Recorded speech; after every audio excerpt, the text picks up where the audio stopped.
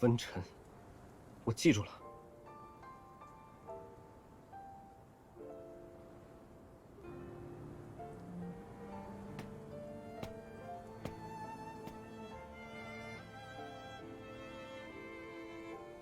你想问什么？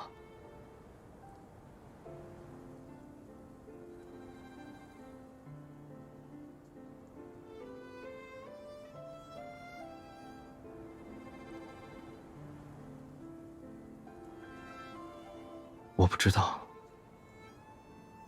和你重逢后，我也越来越搞不懂自己了。你知道几小时前在包厢，你拿碎玻璃抵着我的脖子，我是怎么想的吗？明明情况那么危险，下一秒我们都可能丧命，我却想起了之前塞给你的那些礼裙。不知道你记不记得，其中一条上缝了很多亮片，像蛇鳞一样漂亮。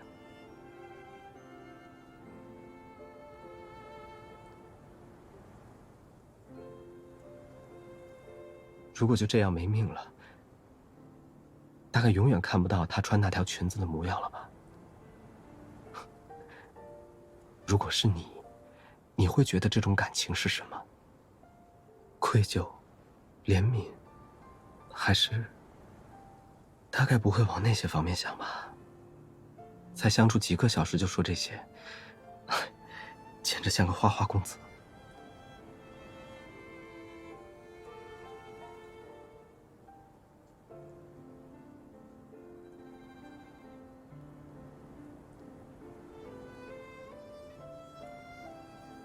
怎么可能不想？只是……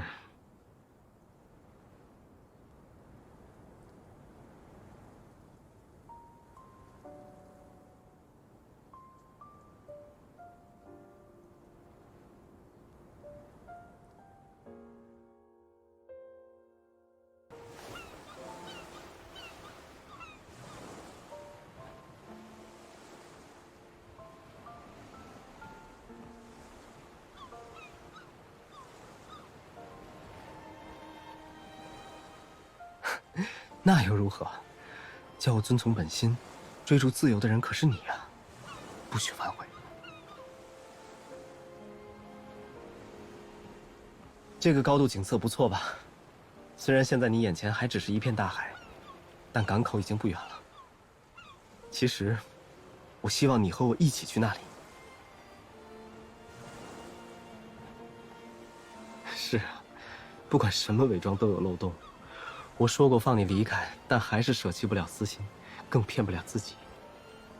毕竟人类有2大本能嘛，第一种是撒谎，你已经知道了。